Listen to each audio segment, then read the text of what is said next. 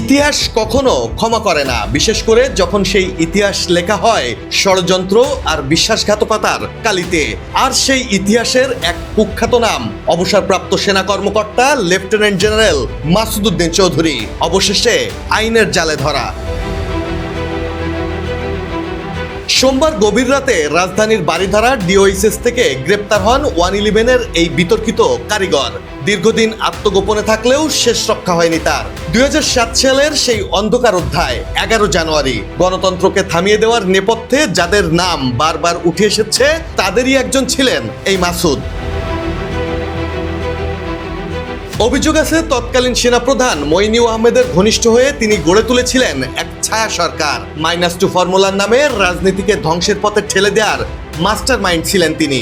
রাজনীতিবিদদের বিরুদ্ধে অভিযানের আড়ালে চলে নির্যাতন, দমনপীড়ন, যার শিকার হন সাবেক 2 প্রধানমন্ত্রী বেগম খালেদা জিয়া, শেখ হাসিনা, এমনকি বর্তমান প্রধানমন্ত্রী তারেক রহমান সহ অনেকেই।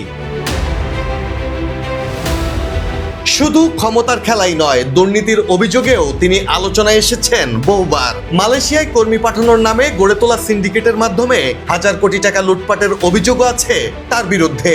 এরই মধ্যে দুদক ও সিআইডির তদন্তে বেরিয়ে এসেছে মাসুদ চৌধুরীর বিরুদ্ধে ভয়াবহ সব তথ্য।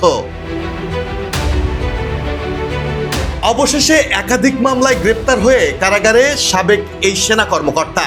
এখন প্রশ্ন একটাই, এটাই কি শেষ, নাকি আরো বড় কোনো সত্য উন্মোচিত হতে যাচ্ছে? কারণ ইতিহাসের বিচার দেরি হতে পারে, কিন্তু থামে না কখনো।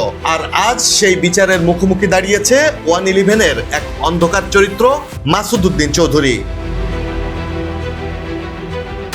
Desk report, politics BD.